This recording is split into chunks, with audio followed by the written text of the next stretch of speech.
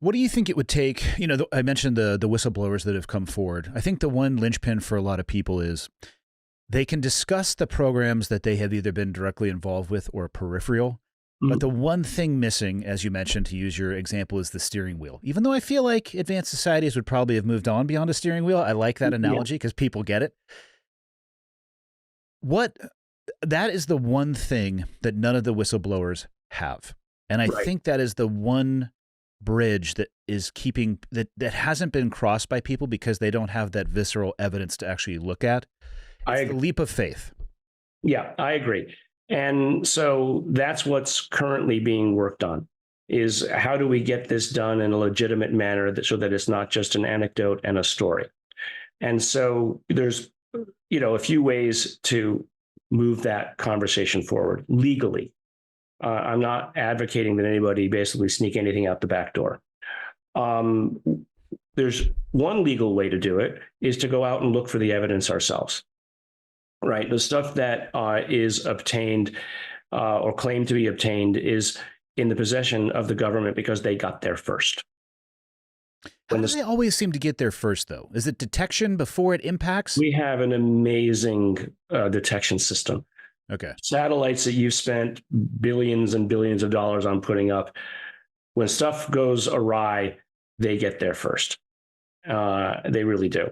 And so one of the first problems many in the public make, or one of the mistakes they make, is alerting the government first. Ballsy call. It's a ball, yeah. So you do that. You think you're doing the right thing, but there are operations being set up to make parallel retrieval teams that have nothing to do with the government to get there first. Okay. And hopefully not engage yourself in a firefight. But, they have the means to get there first. Let's just put it that way. Now, the second point is observational work that's being done by the likes of Avi Loeb and the Galileo project, right? Where I might not have a piece of hardware that I can show you, but I have legitimate measurements on objects collected by multiple simultaneous sensors that I can write a science paper on, and is as irrefutable as anything done in any other arena of science. Right. So that I think is the second part.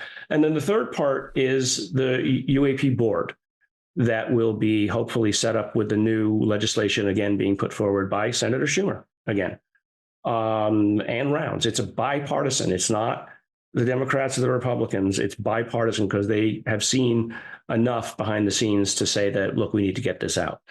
And so if we can legitimize bringing that out, then that would be a good thing. That would answer the question.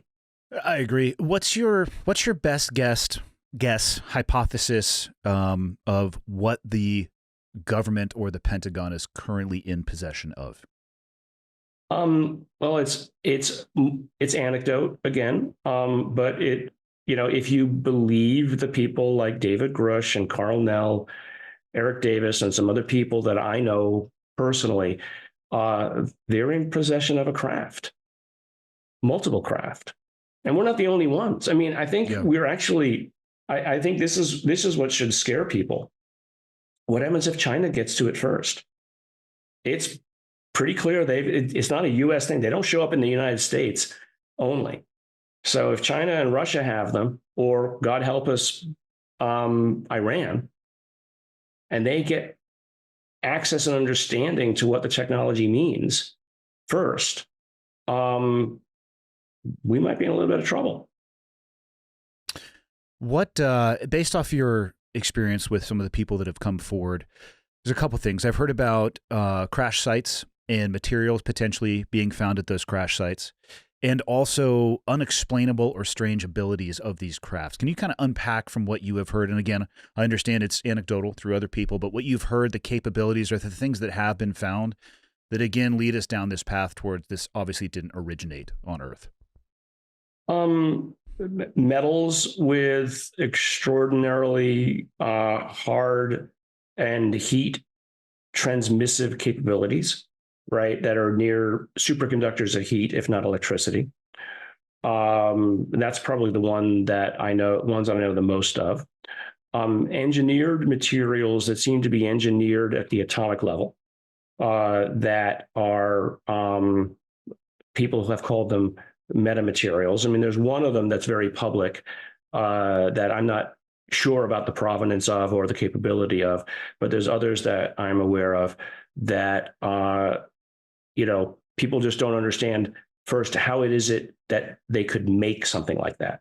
How would it be made? Because it was found at a time when we couldn't make something like that. And it is structured in a way that, I mean, it's even today difficult to understand how some of these things are structured and made. And so, I mean, that's what I know about.